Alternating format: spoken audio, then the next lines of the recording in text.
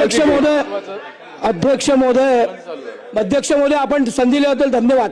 मी दादांचं अभिनंदन करतो त्यांनी जे काही सांगितलं, पण माझ्याकडे एक सरकारचा अहवाल आहे, त्यात जवळपास 10,000 शाळांमध्ये पिण्याच्या पाण्याची व्यवस्था नाही, 11,181 शाळांमध्ये संरक्षक भिंत नाही, 4,388 शाळांमध्ये मुलींकरता वॉशरूम नाहीत, 21,050 मध्ये प्राथमिक व उच्च प्राथमिक शाळांमध्ये संगणक व्यवस्था पोहोचली नाही, 6,165 शाळांमध्ये दिव्यांगांकरता जायला यायला रस्त्याची सुविधा नाही, 11,584 शाळांमध्ये खेळण्याचे मैदान नाही।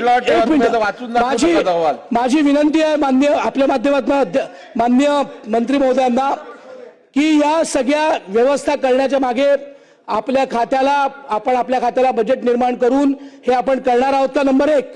नंबर 2, जिथे मराठी शिकवणं अनिवार्य अशा अल्पसंख्याक गटातल्या शाळांमध्ये मराठी शिक्षकच नाही, त्यामुळे ज्यांना आपण अल्पसंख्याक शाळांचा दर्जा दिला आहे तिथे आपण मराठी शिक्षक देऊन मराठी शिकवणार आहोत का? अध्यक्ष महोदय, ज्या इतर भाषिक शाळांमध्ये मराठी शिकवण्याच्यासाठी शिक्षक नसतील तर मराठी भाषा शिकवण्याच्यासाठी मराठी शिक्षण घेतलेलाच शिक्षक अनिवार्य त्या ठिकाणी करण्यात आलेले, तो त्या नियमामध्ये त्या पद्धतीची तरतूदच आहे। दुसरा विषय, ज्या पद्धतीच्या सूचना आपण या ठिकाणी केलेल्या आहेत, निश्चितपणे मी आपल्याला अतिशय नम्रतेने सांगू इच्छितो, येणाऱ्या आपल्या सर्वांच्या ज्या काही अपेक्षा आहेत येणाऱ्या काळामध्ये अध्यक्ष महोदय आम्ही विभागाने याचं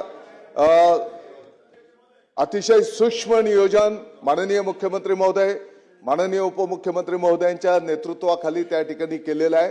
मी आपल्याला आश्वस्त करू इच्छितो, येणाऱ्या 26-27 मध्ये आपल्या मराठी शाळांमध्ये किमान 25% पटसंख्या वाढलेली आपल्याला त्या ठिकाणी दिसून येईल। अध्यक्ष महोदय, आजही अनेक आपले शिक्षक बंधू भगिनी अतिशय समर्पित पद्धतीने काम करतायत। परभणीमध्ये आमची जिल्हा परिषदची एक शाळा आहे अध्यक्ष महोदय, त्या शाळेमध्ये आजूबाजूच्या गावातले लोक आपल्या पाल्यांना याच जिल्हा परिषदच्या शाळेमध्ये शिक्षण मिळालं पाहिजे म्हणून भाड्याने घर घेऊन त्या ठिकाणी पालक राहायला येतात। आमची कोल्हापूरची नगरपालिकेची शाळा आहे, त्या शाळेमध्ये प्रवेश मिळायला पाहिजे म्हणून रात्रभर मुक्कामाला पालक येऊन तिथं लाईन लावतात। असे हजारोने शाळा आहेत।